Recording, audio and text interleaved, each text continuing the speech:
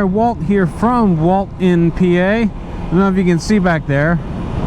We got Steve behind me. We're going to go on his first little voyage since picking up the bike at Blackman's the other day. So what we wound up doing is, coincidentally, he sends me a message the other day and he says, "Hey, have you ever used Rever to create maps?" And I said, "Well, it's funny you mention that because I literally just bought it and I'm creating a map right now." So I put together one route. I got a little overzealous. It wound up being, I don't know, 117 miles. It would have taken us 4.5 hours to ride it. I mean, it sounds like an awesome day for me, but I think it was a little bit much for, you know, day 2 on the bike. So I went up scrapping that route, and then I put together another one from the Boyertown area up to Dreibelbis Station Covered Bridge, and then over to Kutz Mill Bridge. And then instead of going direct from one bridge to the other, we're going to go up and around Route 145. It's a ride that I've shown you, I don't know, about 85% of before. But there's some really nice roads up there. And one of the cool things about the Rever app is it has built-in Butler maps. I'm not entirely sure what Butler maps are. I just know that they have a grading for motorcycle roads. It's like G1, G2, and G3, and it's color-coded. It's like orange roads are G3s, and those are good motorcycle roads, and then red is G2, and those are better, and then gold roads are G1s, and they are, you know, the best motorcycle roads. So the whole premise of going up that way was to try to daisy chain some of these good motorcycle roads together based on the app's recommendation. That's where the 115 miles came from, because I was stringing so many together on the way that we were just doing a lot of backtracking and going around and around. I mean, really cool. It's going to be a really cool route. I'm definitely going to ride it, but it just wasn't in the cards for today. Today is Memorial Day, so we're going to get out. We're going to ride. Despite the ominous looking clouds in the sky, it is not supposed to rain today. Not 5 minutes into the ride, I think we're going to have to stop. I found one quirk with the Rever app so far. I did, because I have a premium membership, I paid for they had a Memorial Day sale, so I bought it. One of the benefits of the premium service is it gives you turn-by-turn directions. And in order to share the map, I had to make the map public, which meant I didn't want the map starting at my house. So I started it at, there's a Tractor Supply back there. That's where I set up the start and finish of the route. So I turned the GPS on before we got there, and now I've got my GPS kind of bugging me in my ear. Go back, go back, go back. So I think I'm just gonna, I guess, see if I can skip the first waypoint. When I set up the Rever route, I started it at Tractor Supply since I had to make the map public. I saw that. I was looking at it today. And ever since we passed it, it's been going on in my ear. Turn around, turn around, turn around. Make a U-turn, go back. It won't skip the waypoint. It's like it's forcing me. Start where it says to start. Yeah. Okay. Or it's going to direct me to there, and then. It's not like a regular GPS where it reroutes you to the end. Yeah. Oh, cool. So I can skip the waypoint. Yeah, this GPS ain't gonna work. I can see that on here. So I got that thing turned off. I'm just gonna use Google Maps. I have the tracking on, so we'll see it. What did it do there? Was it like last minute telling you to turn, or is it that quick? Well, no. Well, it gives me this whole spiel on like follow 562 for a quarter mile and then turn right. By the time it got done saying that, it was like turn right. Maybe I'll have to cancel that $30. Well, I still like the map thing. It probably wouldn't be so bad, but because I dragged the map all around, it created a whole bunch of waypoints. Right. So you have to. I was trying to pick the best road. So. Yeah. So every time you drag the route into a new direction, it creates a new waypoint. Okay. Well, I don't know. Unless you like either drive to the waypoint or hit the button to skip it, like it's going to be non-stop interruptions. So.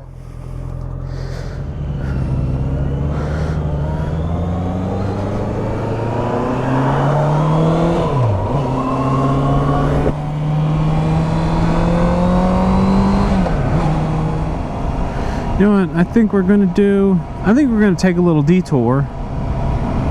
Maybe swing by that first covered bridge, and then go by the second covered bridge, and then go. Yeah, you know what? We'll hit 4 today. Same 4 you've seen before, but what the hell? It'll be fun. And it'll lengthen the ride just a little bit. Be closer to 100 miles.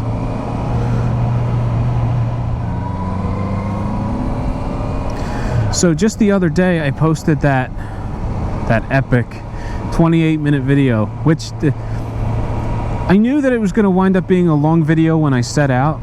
I just turned the camera on and I let it run from the time I left until I got up to Blackman's, and then I did the same thing from Blackman's all the way home to kind of showcase Steve's very first ride. Unfortunately, you couldn't really see him in the mirror, and because I don't have phone connectivity to see my screen, I still don't know if you can see him in the mirror. But that wound up being 28 minutes when I was done. And I had mentioned a couple weeks ago that I really wanted to do a long video. I wanted to do a video much longer than that. But 28 minutes was pretty good as a way to dip my toe in the water. It was fun. It wasn't my usual style video because there was a lot of scenery sped up. And I kind of wanted to shorten it and run the scenery faster. But what you saw in that video was like 500% increase in speed. Much more than that, and I don't know, it just looks like the video's in hyperdrive and it's hard to see anything. It's because it's flashing by so fast. Like, I was trying to make the runs of scenery last as long as the music clips, and in a lot of cases those clips were like 2.5 minutes. I think with the one section was so long that the video wound up being, the speed wound up being like 900%, which was insane. So that video was a little bit different. This one's probably going to run long too, because I don't really have a series of topics in mind. I figured I would just let the cameras run, talk when I felt like talking, throw in some scenery along the way.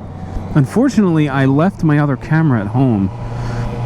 So right before I was about to walk out the door, I put my backpack on. My backpack's got my second DJI Osmo Action in it, and I've got it on one of those Gorilla Pods, and I bought what is it called? It's an external mic with a wind muff on it. It's by Rode. It was a Rode, I don't know, it's a Rode shotgun mic meant for small cameras. So I have that little mini production setup, and because there's so much of it, you know, I've got the wires, I got the camera, I got the muff, the stand. I have to wear my backpack when I want to take it anywhere. It's just too big for the tail bag, especially with that plastic container I use to organize all my other stuff. So I was going to take it with me, and then because I wanted to get some like B-roll footage and try to get us like riding past the camera. When you have 2 people, it makes it a whole lot easier to like leave the camera, because one person can hang back, you know. So I was all set to leave. I got on the bike, and then my backpack was kind of sitting on the tail bag, and it felt weird. And I thought, oh, you know, this is kind of bulky. I don't know that I want to do all this. So I wound up putting the backpack in the house. Steve's not big on video anyway, so I don't know that I'd have been able to get him to do like a vlog style video anyway. So that was kind of, I don't know, one of the part of the rationale of just leaving the backpack at home. But I'm kind of regretting it now, because at one point in time I was even considering putting my drone in the backpack, because I thought like, oh, you know, we could stop somewhere, could get some footage, put the drone up. But you know, and then I started thinking about it. It's like, ah, you know, this is like his second ride, going somewhere, you know, more than just like around the block. I don't know that I want to incorporate all that production value.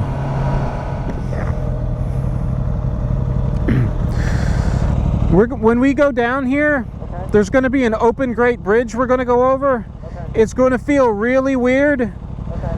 Your tire's going to kind of follow the tracks. Yeah, just don't make any sudden movements. Huh? I went slow over that little one. Okay. Yeah, so it's not a big deal. Just don't make any sudden movements. You'll be fine. Yeah. If I give it gas, I'm going down.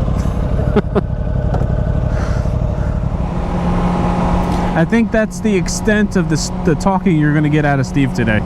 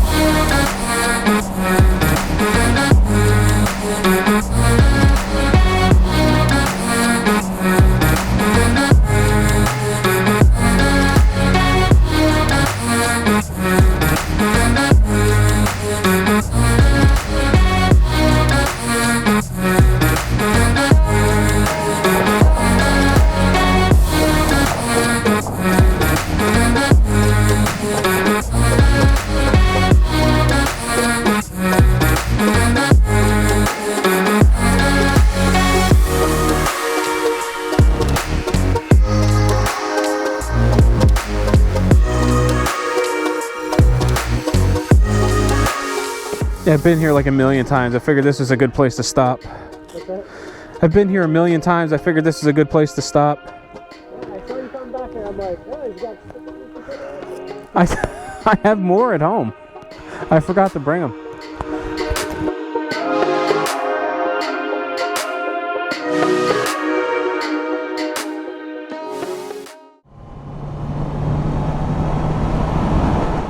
What is that? Deer? Looks like dog. The one in the front looks like a dog. They are dogs.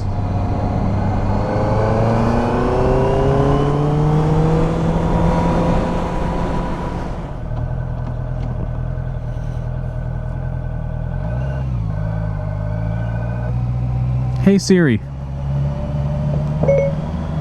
give me directions to Kutz Mill Bridge.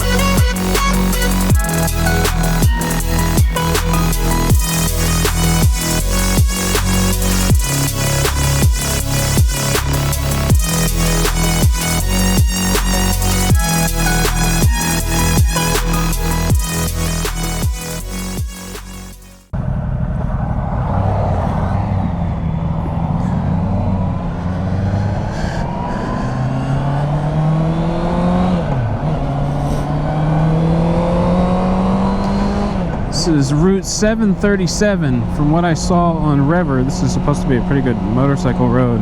I wanted to take it longer, but kind of limited to what Google can give me. So I'm kind of fighting with the Rever app. Some inconveniences with it. I don't regret buying it. It's only 30 bucks.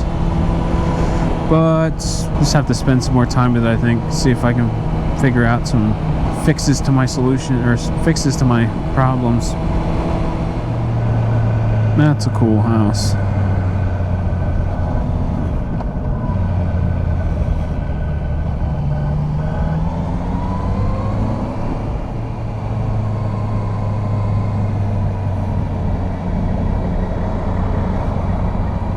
Old Glory Express. I don't know what he's pumping in or out of that building, but I sure know what it smelled like.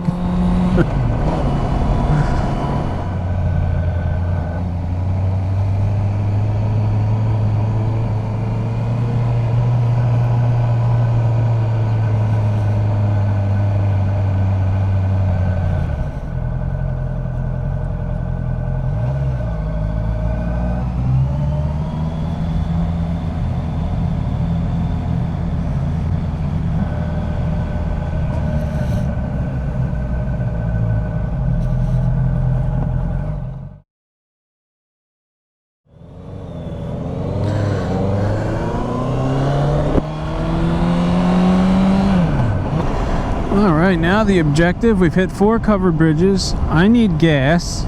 Steve needs a rest stop. So, I think there's a Wawa up this way. I think. If not, I don't know where we're going to stop. I mean, I don't need gas like right now. So we'll be alright. Assuming his bladder's not going to burst. I'm just about to cross over 50 miles in a day so far. Still kind of early yet, only 9:15. I think we got started around 7. And it's been an absolutely beautiful day so far. A little cool, but light traffic. Nice roads. I mean, aside from a hiccup with the GPS, it's been a really nice ride. Then I'm not convinced that the Rever issue is going to be catastrophic for me using the app. I'll just need to figure out a workaround. It seems like it seems like those waypoints that you set up are like hard and fast. Like you either need to get there or you need to skip it. And I don't even know if it will like auto skip to the next one when you arrive.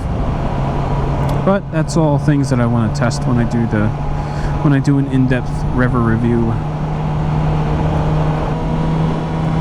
Traffic circle, roundabout. I hate this roundabout. Shit.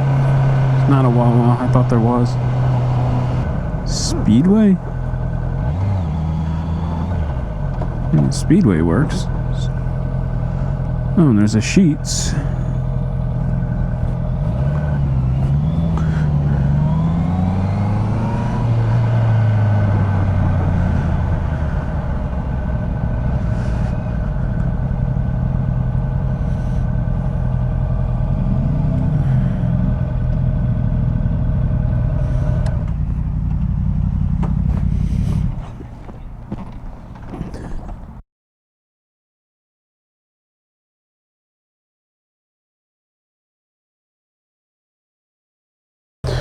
Alright, well, filled up both bikes for a whole $12.75.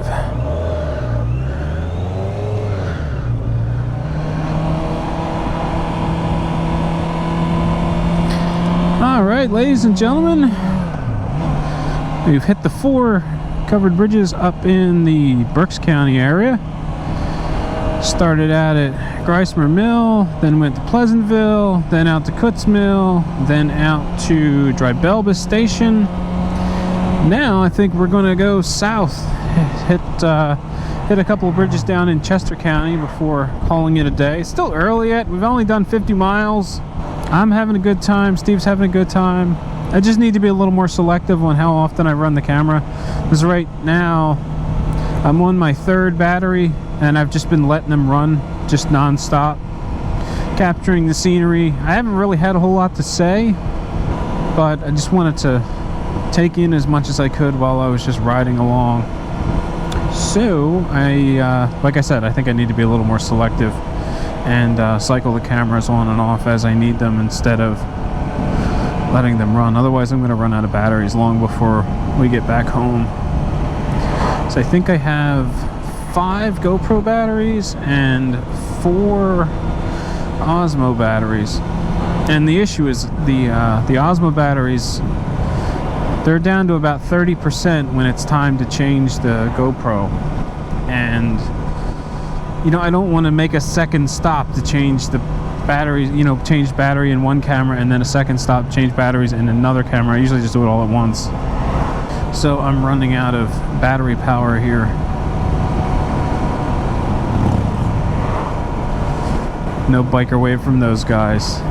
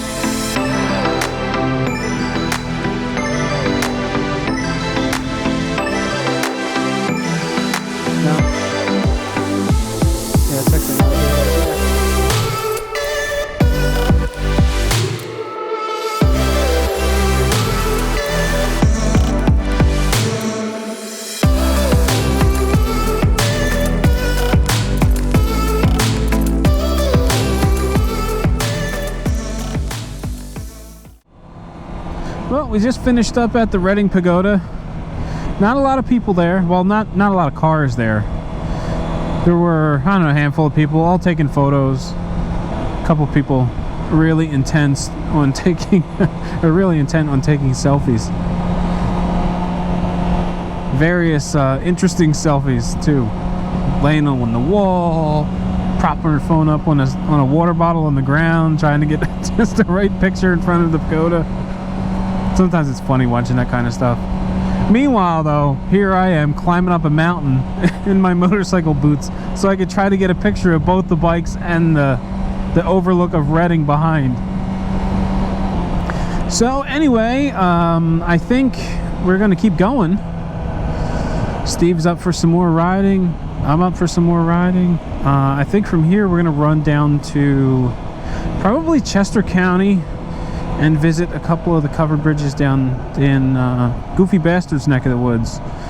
Maybe Raps Dam, Sheeder Hall, and then there's that other one, I can't remember the name of it, off of Harris Hill Road. But it should be a fun-filled day of riding. Hopefully I can make something of this whole ride in terms of video. Hopefully I can turn it into something worth watching.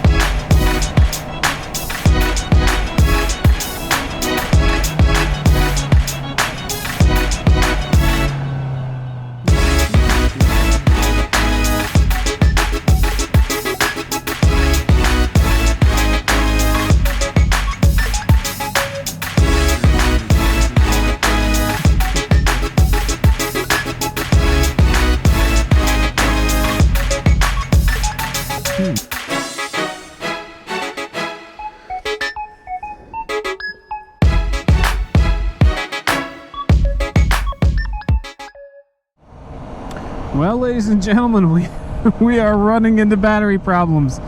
We've been out so long that my batteries are just waning down. So I put that last battery in at the gas station. We rode probably 5 miles at the most, and when we got to the covered bridge, I checked and it was down to 17% battery life. So I need to throw out my Artman no-name batteries and order some more GoPro brand batteries, because I think this one's going to wind up being really tight. If I wasn't being selective before about when I turn the camera on, I'm definitely going to be now.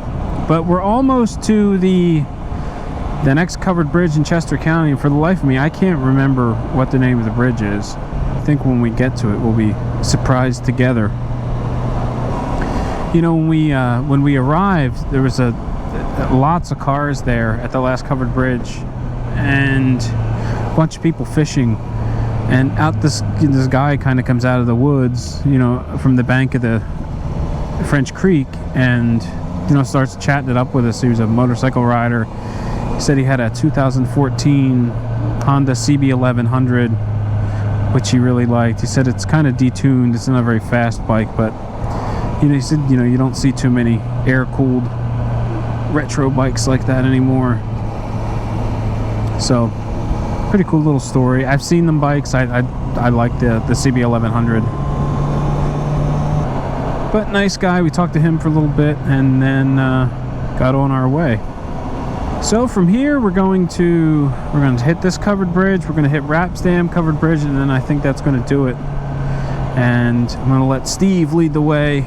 And if my cameras are still running. Maybe I'll show you his bike from the opposite direction.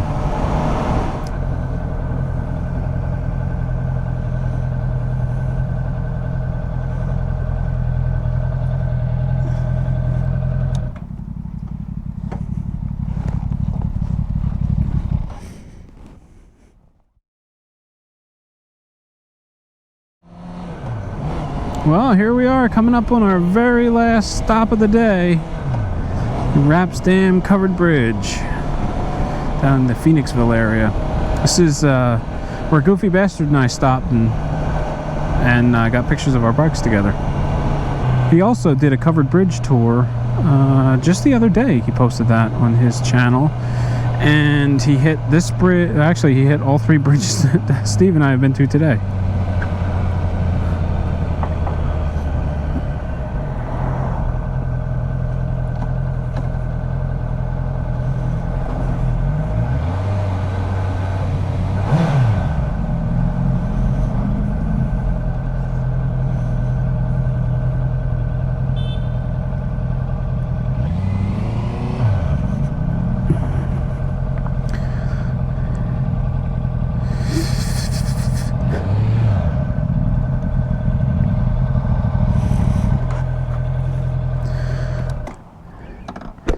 Is that you beeping? I think it was. I went to hit the turn signal and I guess I went to the I thought it was the car telling me to go. move it. And then I went and he didn't seem too happy.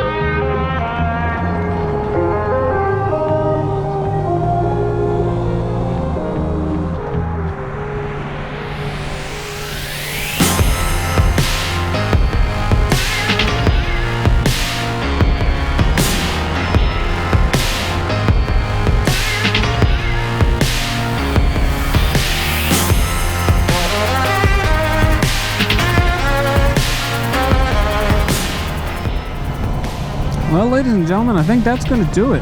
So thank you for joining me on this, well, much longer than I expected ride through Southeast Pennsylvania. If you enjoyed this video, please consider subscribing to the WaltInPA channel. Don't forget to hit that bell notification if you'd like alerts whenever new videos are posted. If you'd like to support me, the best way to do that is give this big video a big thumbs up. Drop a comment down in the comment section below and share it with your friends. As always, ride safe, and I will catch you in the next one.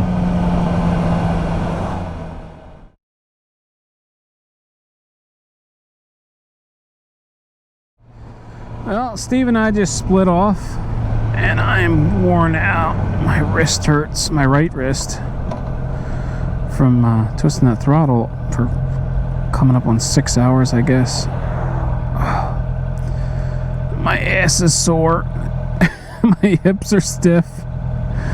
This is definitely not a touring bike. I'll tell you what though, it was a lot of fun. I'm really happy to have a riding buddy to go on some of these little adventures with. You know, it's fun doing it by yourself. I've done it lots of times, but you know, It's just more fun when you've got a little bit of company.